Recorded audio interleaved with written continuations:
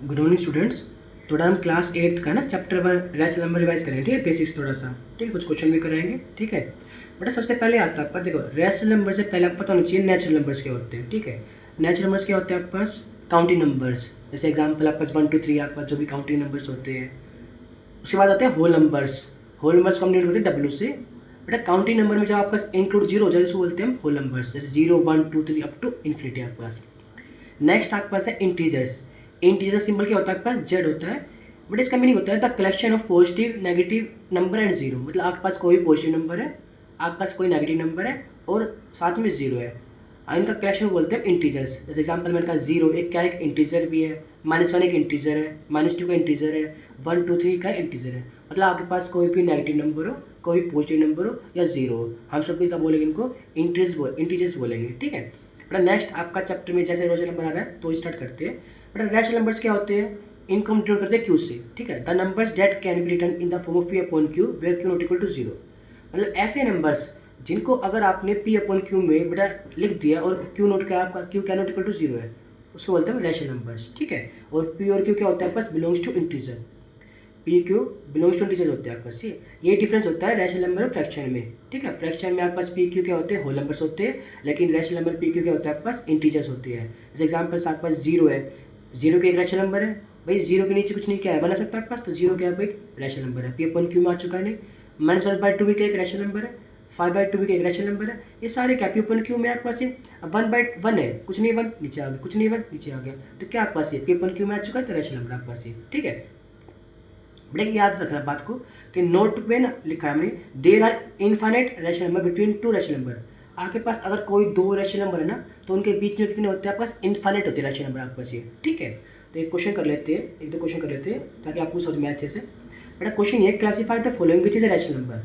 क्या आपसे पूछा गया कि इनमें से कौन सा रैशनल नंबर है, कौन सा नहीं है।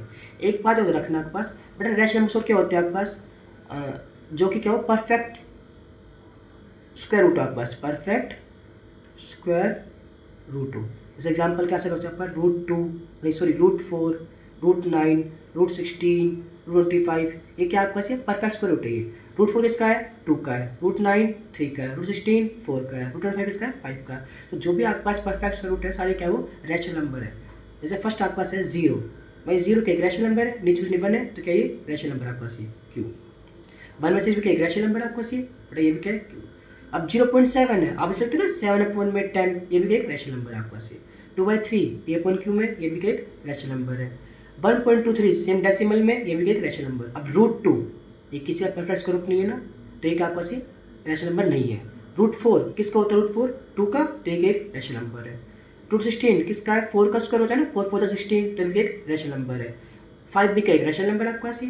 तो आपके पास सिर्फ √2 नहीं इसमें रैशनल नंबर, बाकी सारे क्या है? रैशनल नंबर है। जैसे क्वेश्चन आते हैं कई बार आपके पास, क्वेश्चन नंबर 2 जैसे कि find 5 rational number between 5 and 6 है।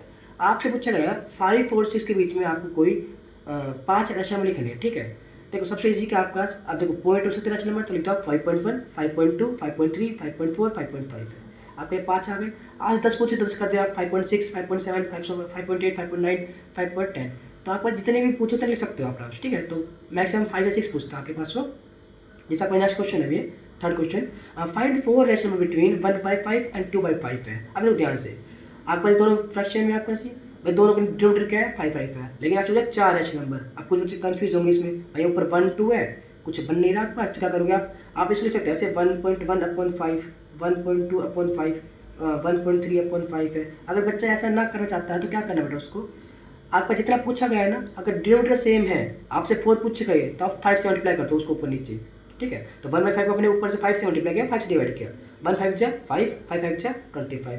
सेम ऐसे 2.5 को अपने 5 से मल्टीप्लाई किया, 2 5 जा 10 5 5 जा 25 है।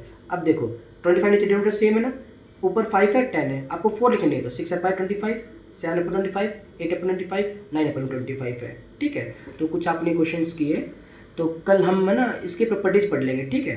तो आज के लिए इतना ही है, थैंक यू।